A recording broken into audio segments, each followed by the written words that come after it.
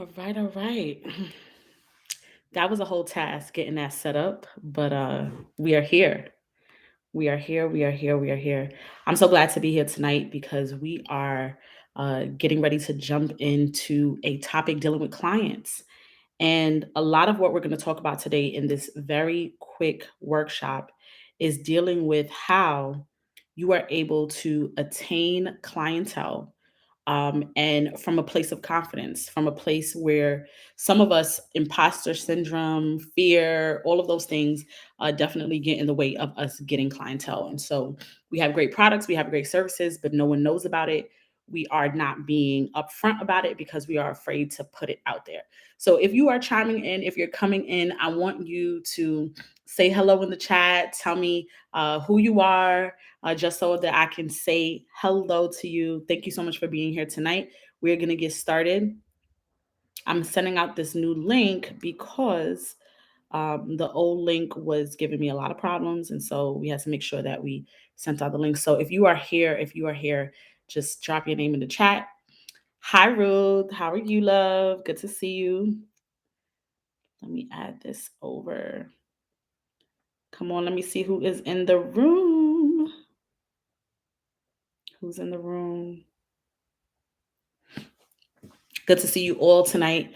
I'm super excited about this topic. Anytime I talk about clients or sales, I get very excited because this is literally the backbone of our business. Actually, in our mentorship program, we have been focusing a lot on clientele and making sure that we're setting ourselves up to be in the right place of alignment concerning our clients. Hi, Zanika. Welcome, love. Welcome, welcome, welcome. Perfect, perfect. So let me just drop this right here so that we can get people in the room because I did send out the wrong link originally. That's my apologies. All right, awesome.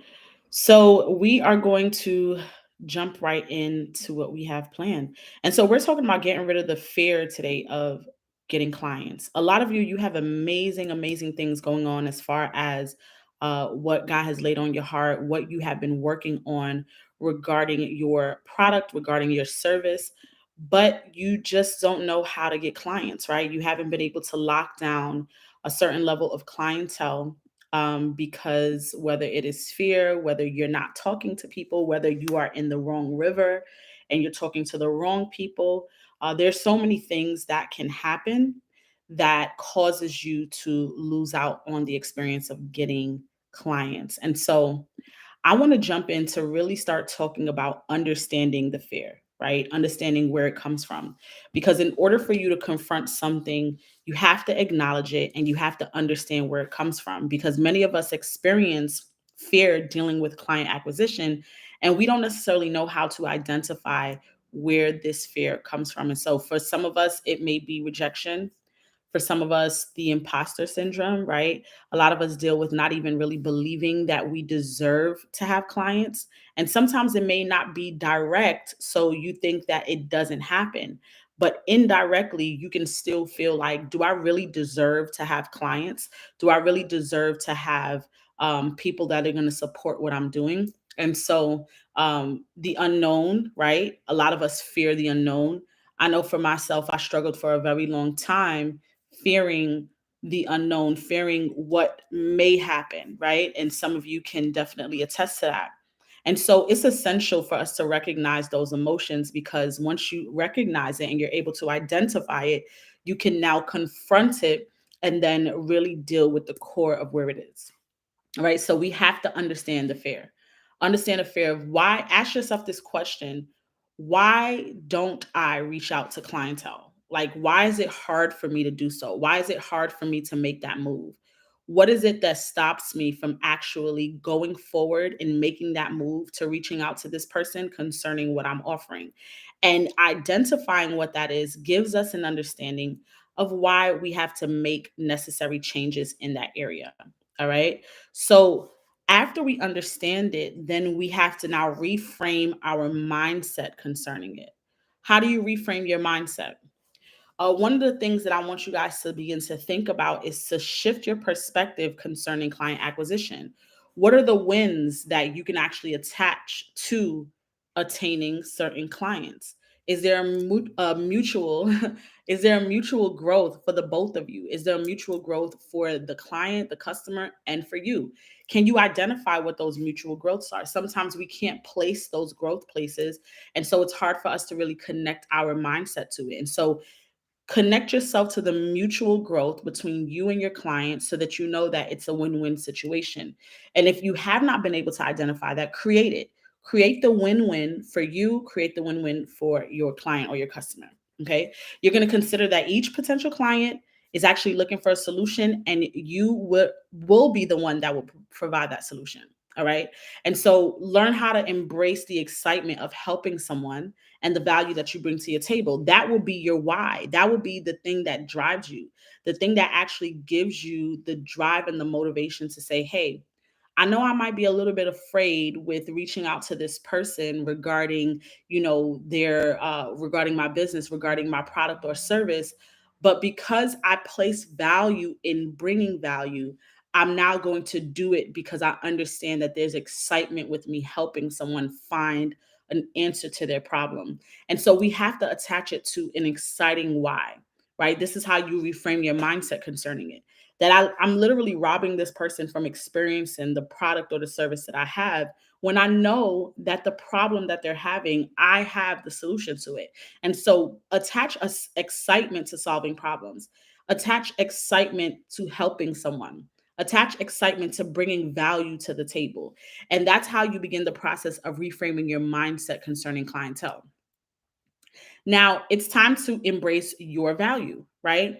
So let's take a minute to reflect on our skills, our experiences, our positive outcomes that we've achieved for others. So think about the times that you actually went and put yourself out there to help someone who could have been a potential client or a customer, and start to recognize the unique qualities that you actually have. And so when you truly believe in your value, others will see it too, right?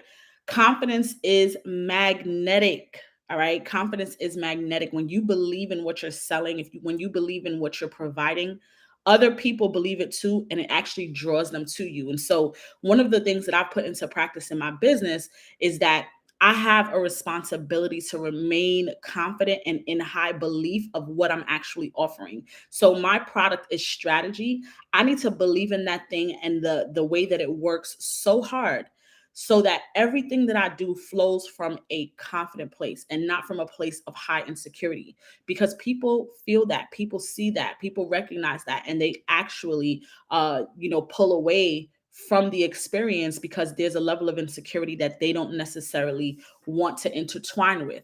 Because if I have a problem, I'm already insecure. So I don't want to now step into a room with someone who is providing an answer and is also insecure about the answer, right? So we want to make sure that we are confident in our value and our qualities that we bring to the table that's going to bring solutions to the clients. Also, what's really helpful is setting realistic goals. And so this can ease the fear with client acquisition when you break down your goals in smaller actionable steps. Sometimes we are thinking on such a large scale, right? We need 100 clients by the end of the year. This needs to happen. And we scare ourselves out of action. I'm going to say that again. You have the ability to scare yourself out of action and activity by making your goals way too large, way too unreachable, so that now your mind is like, I don't necessarily know that we could do this. So when you break them down into smaller actionable steps, you're focusing on things like building connections, right? That flows because we do it on a daily basis. You're focusing on things like providing value. That flows because that is your mission behind your business. We focus on things like fostering relationships. That flows because we do that on a daily basis. And so by concentrating on the process rather than just the outcome, you then take pressure off of yourself and you remain motivated. And so the idea is that we don't put so much pressure that we lose the passion of the work and lose the passion of the mission, and we stop the activity. All right. Most of the times we stop activity because we've lost the passion of the process and of the work. We've lost the love for the process and the love for the work. And so if we concentrate on the process, rather than the outcome, if we concentrate on the journey rather than the destination, then we take pressure off. How can I foster relationships more? How can I build strong connections more, right? You start thinking about things that you do on a natural basis and not how can I get 100 clients by the end of the year? It's a different level of pressure. It's something that takes the weight of the world off of you and then actually places healthy expectations that you are actually in on a daily basis. You make friends all the time, right? You meet associates all the time. You foster your own relationships all the time. And so why not take those same concepts and now place them when you are now trying to attain clients? All right? Then taking action. That is one of the most important steps. You guys hear me say all the time, we put ourselves in a hole by continuously planning and strategizing and planning and strategizing and thinking and having think tanks and having sessions of planning again over and over and over. And we never take action. And so start by reaching out to potential clients, right? Who is your ideal client? Begin to reach out to them, begin networking, begin showing up to networking events, showcasing your work. We have to remember that every interaction is an opportunity for you to learn and to improve. If you are interested in sharpening your skills in your industry, it is important that you place yourself intentionally in rooms that you can get this done. All right. I hope that this is helpful. Do not be discouraged by setbacks because they're obviously a part of the journey. We all go through it. Embrace the learning process and your confidence will begin to grow. Your confidence will begin to grow. There is a coach named Marie Forleo, and she always says, um, engagement. Hold on, let me find it because I don't want to misquote the lady. All right, let's look this up.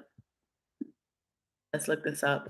Because she says something really good about engagement. Clarity comes from engagement and not thought. Clarity comes from engagement and not thought. So most of the time we have to think ourselves into a place of clarity. But she's saying you got to engage yourself into a place of clarity. And that thing hits my spirit every time I read it.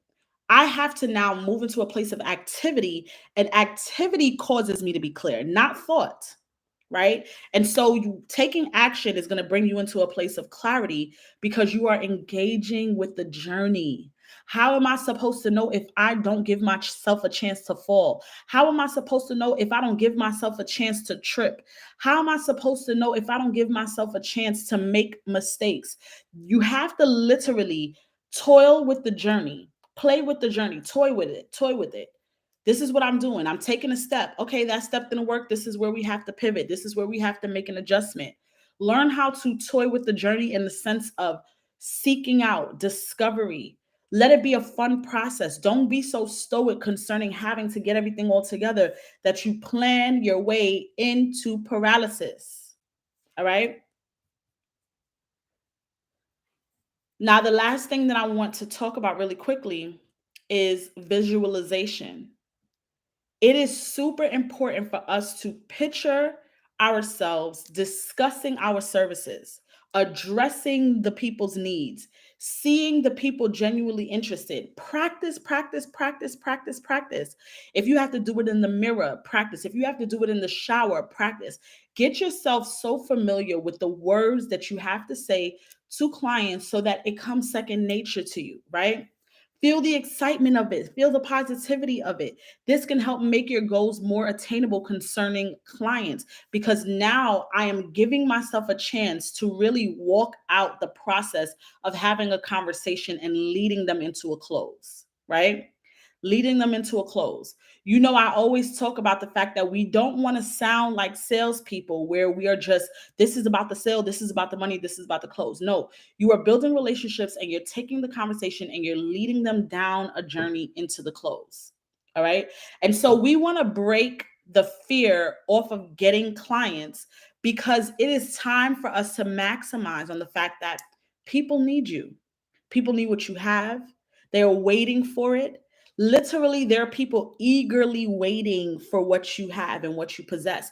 And so the idea is that I need to full force with my head held high, make this happen. Don't wait for them to come to me.